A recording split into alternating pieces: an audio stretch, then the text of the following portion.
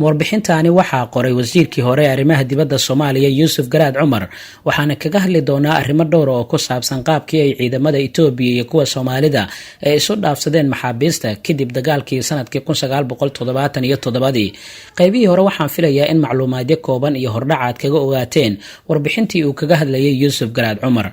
qaybta saddexaadna waxay ku bilaabanaysaa maalin oo xafiiskii ICRC ka xumaada mashiinka lagu sawiro dukumeentiyada ayaa xilli qiyaastii 1:00 duhurnimo ay dhaaftay waxaan tagay xarun wax lagu sawiro oo ku taala hotel Shabeelle hoostiisa.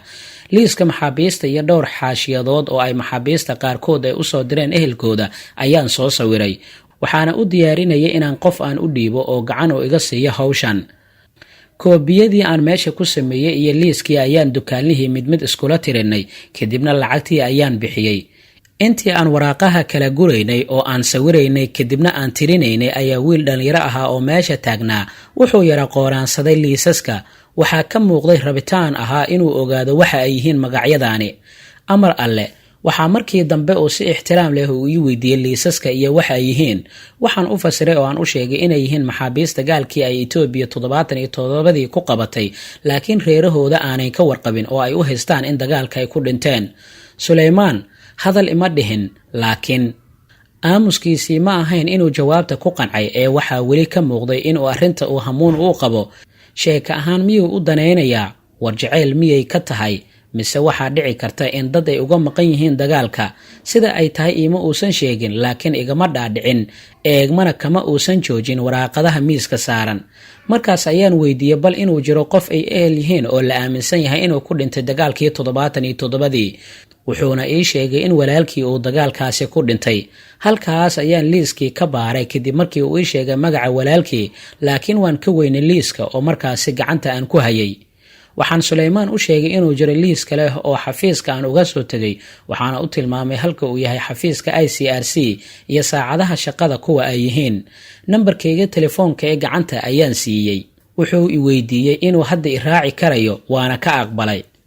xafiiskii markii aan tagnay ayaan fariisanay fadhi dabacsan, waxaana soo hordhigay liiska maxaabiista oo dhammaystiran si uu uga baaro magaca walaalkii.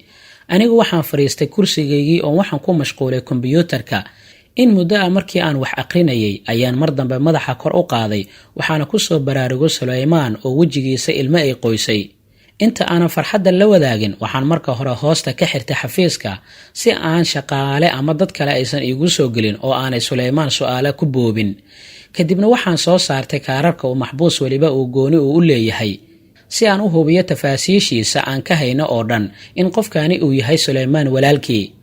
magaca aabbaha, kan hooyada, meesha uu ku dhashay iyo da'da, iyo in aanan qoyskiisa uusan ka warqabin, intaba waxay is yeesheen Suleymaan walaalkii.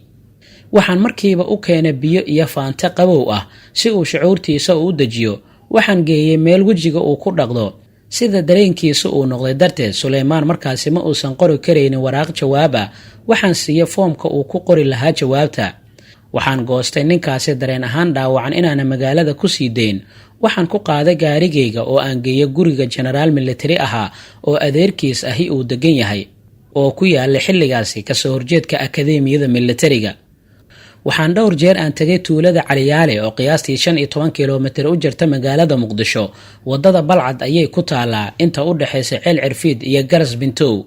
waxaan raadinay Cabdulaahi Bashiir oo wiilkiisa uu ka mid yahay maxaabiis markaasi ku jirta xabsiga Itoobiya in ka badan 10 sano, ehelkooduna uu u haysto in dagaalka uu ku dhintay.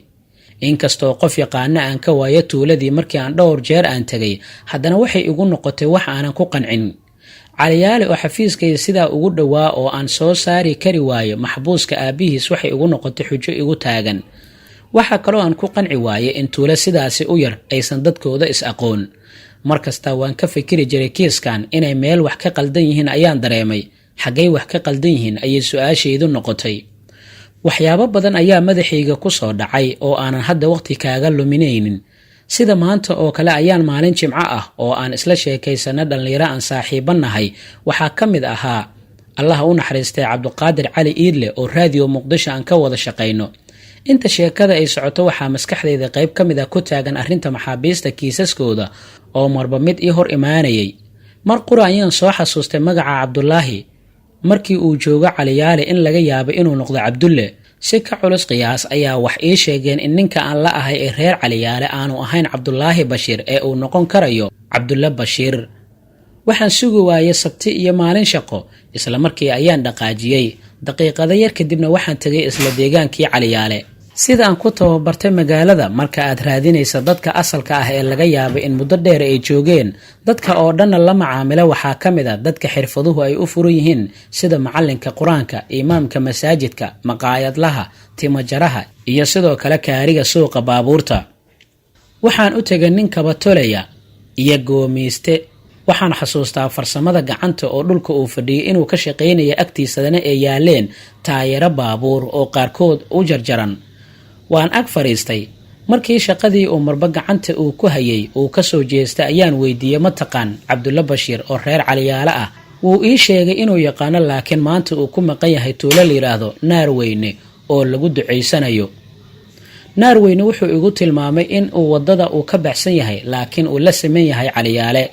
waxaan weydiiyey wiil uu dhalay oo dagaalkii 77 ku dhintay inuu jiro. nacam ayay jawaabtii noqotay ama haa. wuu xaqiijiyey arrintaasi oo weliba wiilka magaciisa ayuu ii sheegay. magaca uu ii sheegay in ninka aan waraaqda ku sida magaciisu way iskeeneen. Naarweyne ayaan tilmaantii la isiiyey ku tagay. waa goob lagu waliimeysanayo ama ay ka jirto duco oo raashiin iyo xoolo la qalay la cunayo. rag aad u fara badan ayaa goobta jooga. xoolihii waa la qashay. Cabdulla waa la i tusay. waxaan u sheegay inaan arrin ka leeyahay oo aan u baahanahay inaan gooni aan u baxsado isaga. waa uu iga yeelay inkastoo nin saaxiibkiisii ahaa uu soo raacay. geed ayaan ag istaagnay. markaas ayaan u bilaabay sheeko kooban. waan isu sheegay qofka aan ahay iyo hay-adda aan ka socdo. waxaan u sheegay inaan maqlay wiilkiisa oo ku geeriyooday dagaalkii 77. wuxuu ii raaciyay inay jiraan dad loo haysto inay dagaalka ay ku dhinteen, laakiin ka badbaaday oo dowladda Itoobiya xabsi ay ku hayso. ma maqashay taas ayaana ku iri. wuxuu ii sheegay inuu war noocaasi ah dad ka maqlay, laakiin run iyo been waxa ay tahay aanu isagu ogeyn. waxaan u sheegay in arrintu ay run tahay. waxaa kaloo aan u sheegay in wiilkiisa uu maxaabiistaasi uu ka mid yahay, waraaqna aan uga sido. in yar kadib waraaqdii uu soo diray ayaan u aqriyey. markii uu cabbaar aamusnaa ayaan haddana u sheegay in wiilkiisa jawaab uu ka sugayo. waxaan u fasiray in ay tahay in uu jawaabta noogu keeno xafiiskeenna magaalada Muqdisho oo aan u tilmaamay si aan u gaarsiino wiilkiisa. waxaan ugu sii daray inaan anigu ka qori karayo jawaabta isla hadda haddii uu diyaar u yahay. tan dambana ayuu aqbalay. wuxuu bilaabay inuu ii yeeriyo fariinta uu wiilkiisa u dirayo. aniguna inta aan kada loobsaday oo boowyadaheeda sida miiskii aan xaashida u saaray ayaan bilaabay inaan qoro fariinta. isagoo sida macallin dugsi quraan i kor taagan oo ii yeerinaya fariinta, laakiin codkiisa degan yahay. anna aan qorayo ayaa waxaa hadalkii kala gooyay oo dhex galay saaxiibkiis. Cabdulla waan kula yaabanahay. sidaa ayuu hadalkiisii ku bilaabay. ma ninkii 10 sano ka hor mootanaa oo duugtiisii aan dhignay ayaad hadda la waramaysaa? Cabdulle oo aniga isoo xiganaya ayaa ku jawaabay, sidaad u hadlaysa maxay tahay? ma waadan maqlaynin warka uu igaarka hadda noo sheegayay? waa uu nool yahay, maqlimaynin soo maahan. mowqifkiisii waa uu ka soo dabcay, laakiin jawaabta Cabdulle uu bixiyay ma aysan wadan qancin saaxiibkii. xataa haddii uu nool yahay oo ay run tahay, ma nin gacan amxaara ku jira ayaad warqad u diraysaa? inta uu sidaasi u fiiriyay ayuu ugu jawaabay, inta labada oday ka wada hadlayaan ee ay ka shiran tahay. kelmadda Cabdulle jawaabta uu ku bixiyay waan ka helay, laakiin markaasi macno aad u weyn iima samaynin. hase yeeshee dhacdooyin sanad kadib aan arkay ayaa hadalkiisii iga dhiga mid aan soo xasuusto, welibana aan xasuustayna ka go'aynin. fahamka siyaasadda iyo xiriirka caalamiga ee aan kala kulmay ninkaasi tuulo joog